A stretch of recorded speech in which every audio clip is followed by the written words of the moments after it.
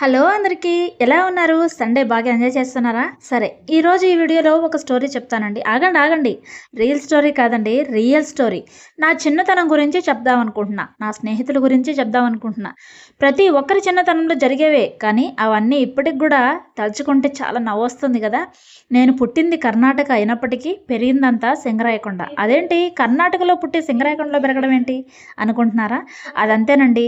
మనం ఎక్కడ పుట్టినా ఎక్కడ పెరిగినా మన బాల్యం మన స్నేహితులు మాత్రం మంచిగా ఉండాలనుకుంటాం కదా. కానీ అది ఎలా జరిగిందో నాకు ఇప్పటికీ అర్థం కాదు. అంత దూరం ట్రావెల్ చేసి సింగరాయకొండకి ఎలా వచ్చామో నేను మా పేరెంట్స్ని అడగలేదు, వాళ్ళు నాకు చెప్పలేదు.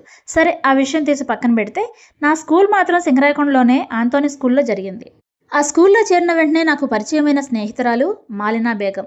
ఆ పిల్ల ఎలా పరిచయం అయిందో, మా ఇద్దరికి స్నేహం ఎలా కుదిరిందో నాకైతే అర్థం కాదు, కానీ ఆ పిల్ల నాకు చాలా అంటే చాలా బెస్ట్ ఫ్రెండ్ అయిపోయింది. తనని ఇప్పటికి కూడా మర్చిపోలేను. తను నాకు ఏం కావాలన్నా, నేను ఎప్పుడు డల్లుగా ఉన్నా, నేను స్కూల్కి రాను అన్నా తనతోనే తీసుకొని పోతూ ఉండేది. మా ఇద్దరి స్నేహం చాలా బాగా, అంటే ఇంకా మా మధ్య ఎవ్వరూ రానంతగా ఉండిందనమాట. కానీ తప్పదు కదా, స్కూల్ అన్నాక కొత్త పిల్లలు వస్తూ ఉంటారు. అలా మా ఇద్దరి మధ్యలోకి కాదు, కానీ మా ఇద్దరికి తోడుగా మరొక అమ్మాయి వచ్చింది. తనే సజిత.